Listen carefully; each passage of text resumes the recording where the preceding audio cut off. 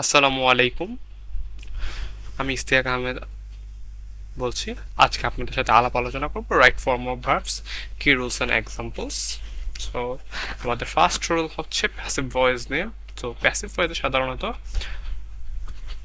B ভার্বের পর first participle form use করতে হয়। আমরা জানি ভার্বের তিনটা ফর্ম, সাধারণত আমরা ছোটবেলা দেখে জেনে থাকি। সেটা হচ্ছে একটা প্রেজেন্ট ফর্ম বা বেস ফর্ম বা মেইন ফর্ম, একটা হচ্ছে পাস্ট ফর্ম, আর একটা হচ্ছে পাস্ট পার্টিসিপল ফর্ম। আমরা ছোটবেলা থেকে পড়ে আসি প্রেজেন্ট, পাস্ট এবং পাস্ট পার্টিসিপল। সো প্যাসিভ ভয়েসে পাস্ট পার্টিসিপল ফর্মটা ব্যবহার করা হয় বি ভার্বের পর।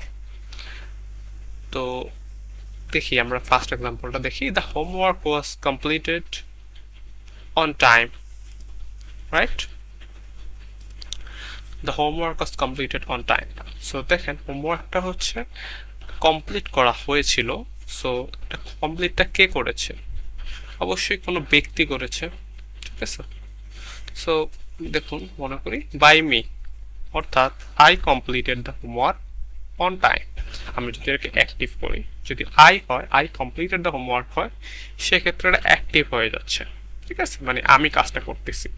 বা যখন হোমওয়ার্ক যখন সাবজেক্ট হয়ে যাচ্ছে, প্যাসিভ ভয়েসে যখন অবজেক্ট সাধারণত সাবজেক্ট হিসাবে চলে আসে, সেক্ষেত্রে কিন্তু হোমওয়ার্ক নিজে কাজটা করতেছে না, বরং অন্য কেউ তাকে কমপ্লিট করে দিচ্ছে, অন্য কেউ তার কাজটা করে দিচ্ছে। ওকে, মানে তাকে কমপ্লিট করতেছে একজন মানুষ বা ব্যক্তি। তো সেই ক্ষেত্রে হচ্ছে বি ভার্বের পর ভার্বের পাস্ট পার্টিসিপল ফর্মটা বসে। দেখুন, এটা হচ্ছে বি ভার্ব আমাদের, এটা হচ্ছে পরবর্তী যে ভার্ব কমপ্লিট, সেটার পাস্ট পার্টিসিপল ফর্ম হচ্ছে কমপ্লিটেড। Complete, completed, completed.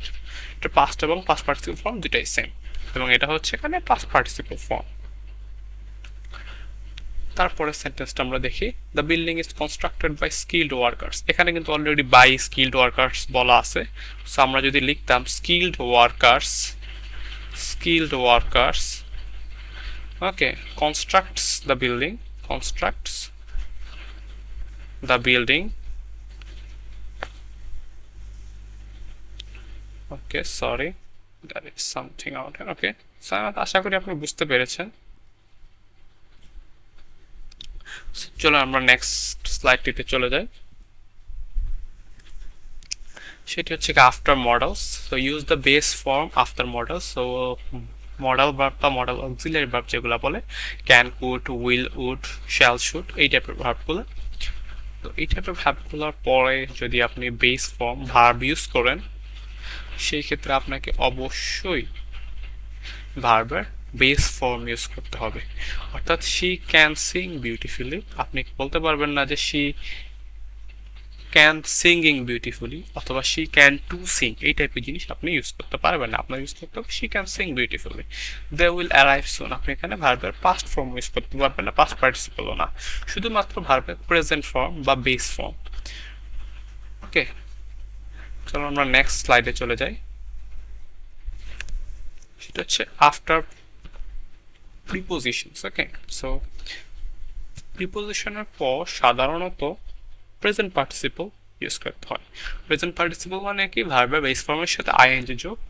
আর একটা ব্যাপার আছে ভার্বের প্রেজেন্ট ফর্মের আইএনজি যোগ হয়, সেটা হয় হচ্ছে গিয়ে জিরান্ড। সো প্রেজেন্ট পার্টিসিপলে যেটা হয় আপনার, মূলত প্রেজেন্ট পার্টিসিপলে আপনি ভার্বটাকে, মানে যখন আইএনজি যোগ হয়, এটা কাইন্ড অফ অ্যাডজেক্টিভের মতো বিহেভ করে। ওকে, বাট যখন জিরান্ড হয়, সেক্ষেত্রে এটা নাউন বা নাউন ইকুইভ্যালেন্ট হিসাবে বিহেভ করে, সেটা আমরা পরে দেখবো। সেখানে দেখি he is good at drawing, she avoided the travel by leaving early. Okay, so এই ক্ষেত্রে প্রেজেন্ট পার্টিসিপল যখন হয়, এগুলো কখনোই সাবজেক্ট বা অবজেক্ট হিসাবে ব্যবহৃত হয় না, অর্থাৎ নাউন বা নাউন হিসাবে ইউজ হয় না। আর একটা জিনিস মনে রাখবেন যে প্রিপোজিশনের পর যে ভার্বের সবসময়ই আইএনজি যুক্ত ফর্ম হয়, এটা সত্য নয়। মাঝে মাঝে আইএনজি ছাড়াও হতে পারে। এটা আমরা যখন ইনফিনিটিভ পড়বো তখন আমরা দেখতে পাবো যে টু এর পর সাধারণত ভার্বের আইএনজি ফর্ম হয় না। ওকে, টু এর পর ভার্বের বেস ফর্ম হয়। ওকে, সেটা আমি পরে দেখবো। এটা হচ্ছে প্রেজেন্ট সিম্পল বা থার্ড পারসন সিঙ্গুলার নাম্বার আমরা যেটাকে বলি, বা প্রেজেন্ট ইনডিফিনিট টেন্স আমরা যাকে বলি। প্রেজেন্ট ইনডিফিনিট টেন্সে আমরা ছোটবেলা থেকে জেনে আসছি যে থার্ড পারসন এবং সিঙ্গুলার নাম্বার হলে ভার্বের শেষে অ্যাজ বা ইএস যুক্ত করতে হয়। যেমন he plays football every evening, she watches movies on weekends. So এখানে যদি হি এর বদলে যদি আই থাকতো তাহলে এটা কিন্তু থার্ড পার্সন হতো না, এটা ফার্স্ট পার্সন হতো, সেক্ষেত্রে এটা প্লে হতো। এখানে হি এর বদলে যদি দে থাকতো তাহলে সেটা কিন্তু থার্ড পার্সন হতো ঠিকই, কিন্তু সেটা সিঙ্গুলার থাকতো না, সেটা প্লুরাল হয়ে যেত। তো সেক্ষেত্রে হচ্ছে আপনি ভার্বের শেষে অ্যাজ বা ইয়েস যুক্ত করতে পারতেন না। আমরা নেক্সট স্লাইডে চলে যাই, সেটা হচ্ছে past tense. So past tense আমরা সাধারণত ভার্বের পাস্ট ফর্ম ইউজ করবো, এটাই স্বাভাবিক। তো সাধারণত যেটা হয়, আবার একটু পেনটা নিয়ে আসি এখানে।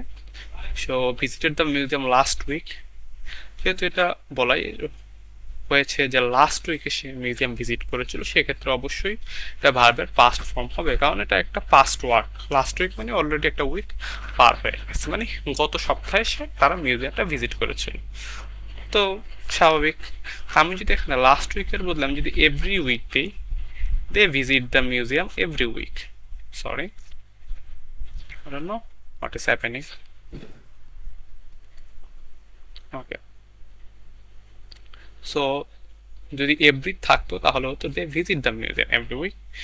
তারপর আই ম্যাট হিম ইয়েস্টারডে, অথবা আমি যদি হতো, এটা যদি ইয়েস্টারডে না হয় যদি টুডে হতো তাহলে হতো I meet him, okay, meet him today. Okay, so let's get to our next slide. Perfect participle, তো having plus perfect, having plus past পার্টিসিপলকে আমরা সাধারণত পারফেক্ট পার্টিসিপল বলি। এটা সাধারণত একটা আর্লিয়ার কমপ্লিটেড অ্যাকশন, মানে একটা কাজ আগে হয়ে গেছে সেটাকে বোঝায়। যেমন দেখেন, having finish the task he went home, তো একটা কাজ কমপ্লিট করার পর সে বাড়িতে গিয়েছে।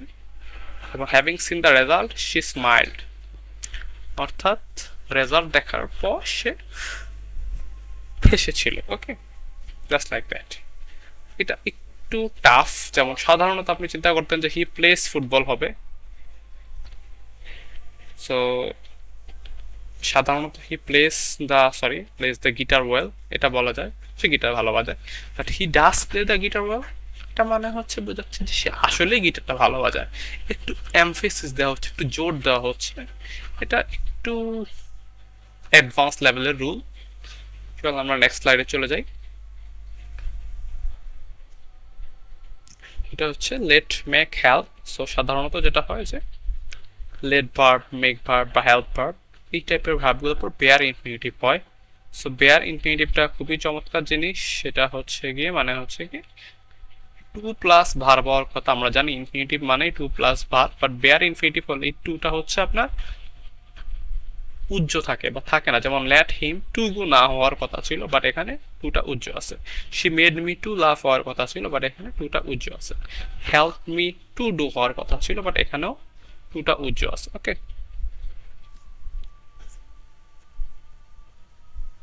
এবং তারপর হচ্ছে ইনফিনিটিভ আফটার সার্টেন ভার্বস। ওকে, সো একটু আগে আমরা যেটা বললাম যে ভেয়ার ইনফিনিটিভ, এটা ছিল মেইন ইনফিনিটিভ। আসলে এই স্লাইডটা আগে রাখা দরকার ছিল। যাই হোক, এটা ছিল টু প্লাস বেস ফর্ম ইনফিনিটিভের। So I want to go abroad, the decided to join. সাধারণত ভার্বের পরে যখন আরেকটা ভার্ব সাধারণত টু দিয়ে বসে অথবা আইএনজি যুক্ত হয়, সেক্ষেত্রে সেটাকে আমরা পার্টিসিপল বলে থাকি। এখন এটা হচ্ছে জিরান্ট। আমরা শুরুতে বলেছিলাম, যখন আমরা প্রেজেন্ট পার্টিসিপল দেখছিলাম তখন আমরা বলেছিলাম হচ্ছে গিয়ে ভার্বের সাথে আইএনজি প্রেজেন্ট পার্টিসিপলও যুক্ত হয়, জিরান্ডও যুক্ত হয়। বাট প্রেজেন্ট পার্টিসিপলে সেটা সাবজেক্ট বা অবজেক্ট হিসেবে কাজ করে না। বাট যখন সাবজেক্ট বা অবজেক্ট হিসেবে কাজ করে তখন কিন্তু এটা নাউন বা নাউন ইকুইভ্যালেন্ট হিসেবে কাজ করে। নাউন বা নাউন ইকুইভ্যালেন্ট হওয়া মাত্রই এটাকে আমরা জিরান বলি। Okay, swimming is a good exercise, reading improves your vocabulary. So আজকে এ পর্যন্তই।